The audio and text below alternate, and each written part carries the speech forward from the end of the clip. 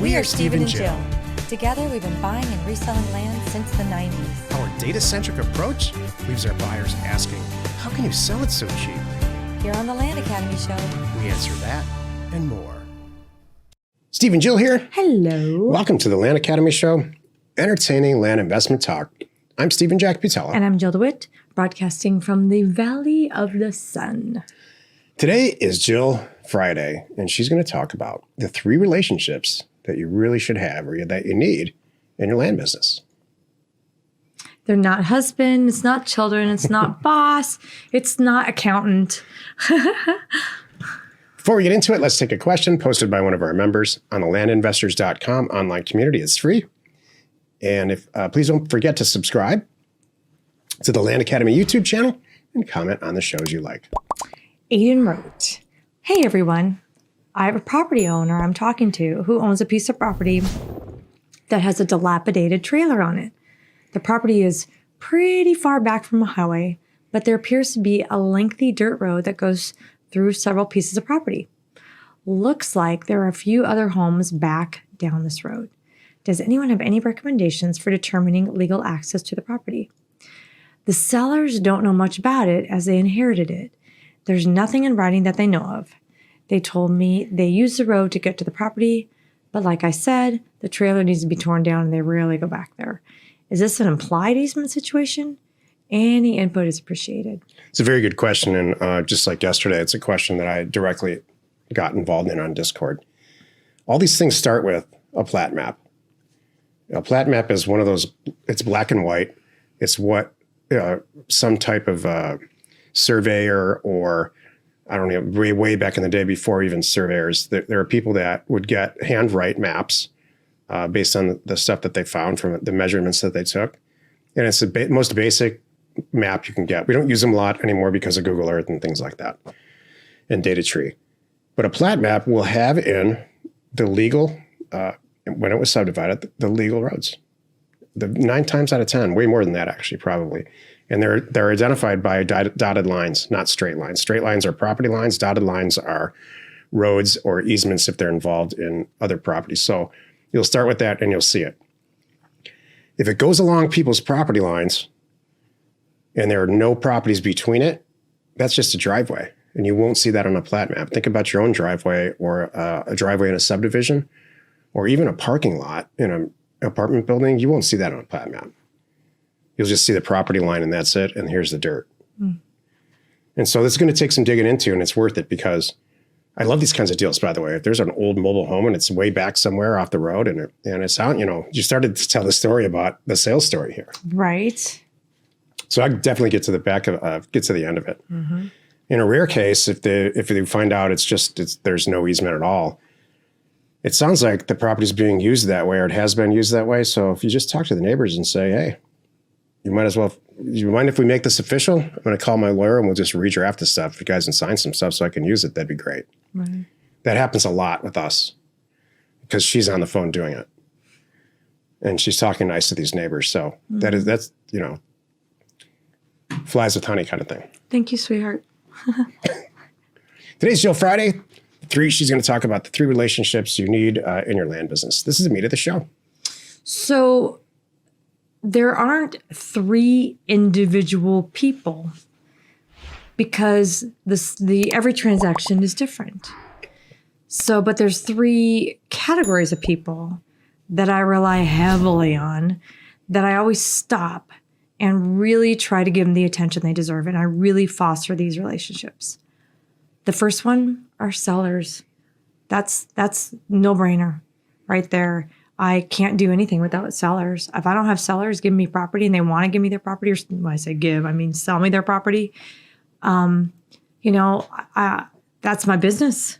We lovingly say you win when you buy it, and it's true. We jump up and down when we buy property, like, wow, I can't believe I bought this for that price because I know what it's worth. I know where to market it. I know how it's going to play out, whatever it is.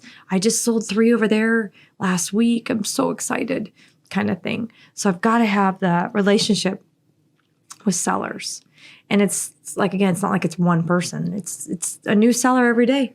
Might be every hour. The second is people helping me get these transactions done.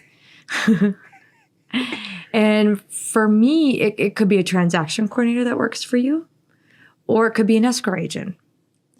So some people don't have the luxury of hiring someone. So you're relying on an escrow agent that's helping you get transactions done. So you're not doing the paperwork. And then maybe they're bigger deals. It all, it needs to get done that way.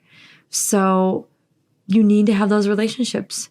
And I do foster those relationships. We had one about a week ago where at the very bitter end, something came up on the property that we did not realize. That we're like, oh, nobody told us this.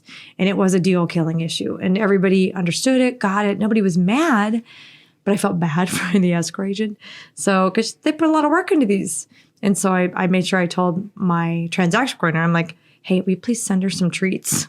So we did. We sent some treats over, keep them happy. Because why? Because I'm really fostering that relationship.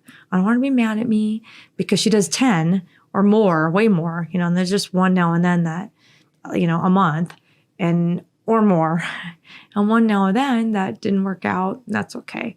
But I need her to have her on my team. I need that her or him.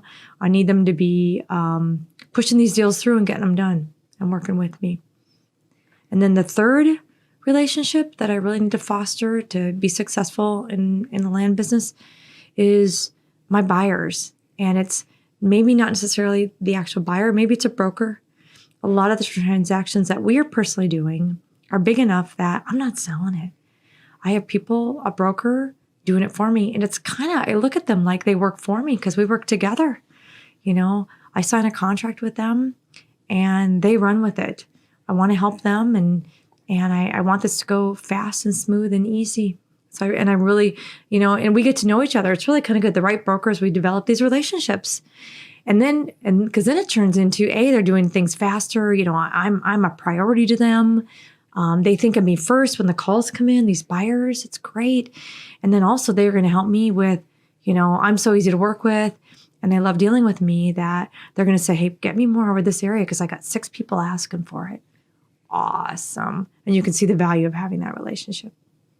What would you like to add? Nothing, because those are the exact same. We never had the same answers on these shows, and that was my exact answer. Those 3 types of people. Thanks. In the middle, it's people helping to do deals. It's escrow. Mm-hmm. It could be a surveyor.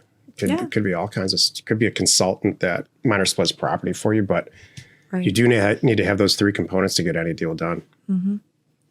Those are the 3 major ones, and once you learn to work well with them. They all kind of need the same thing too. All the sellers kind of come at you with the same thing. And all the escrow people in the middle, they handle things different. It's really interesting. That's, I'm glad we're talking about this. It's the interesting thing about this business. You wear a lot of hats. You got to get seller mode, inbound call.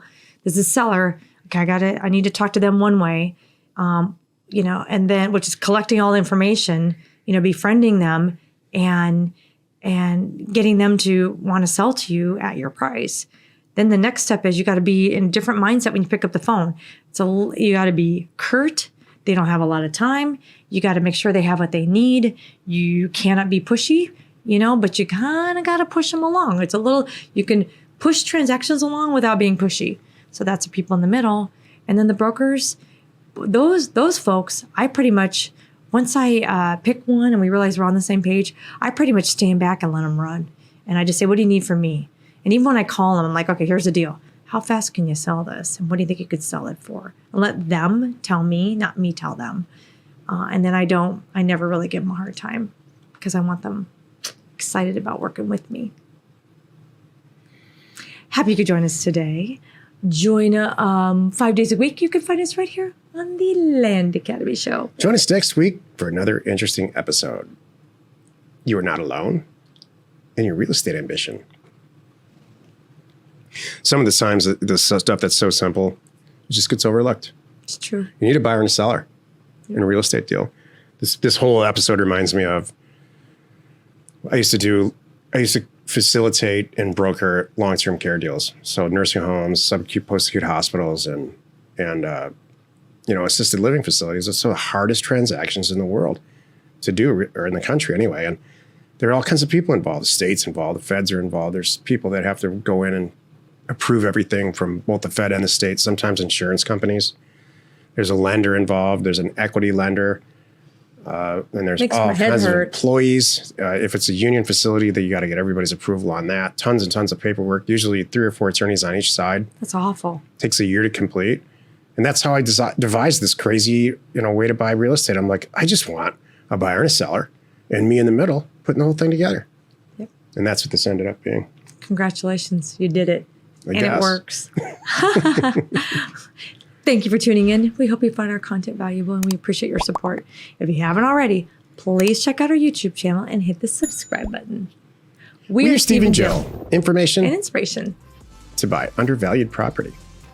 We hope you find our content valuable and we appreciate your support. If you have not already, please check out our channel and hit the subscribe button. And your comments and suggestions help us to create the content you're here for. Hitting the like button helps to support our channel's algorithm and gauge your interest for future shows.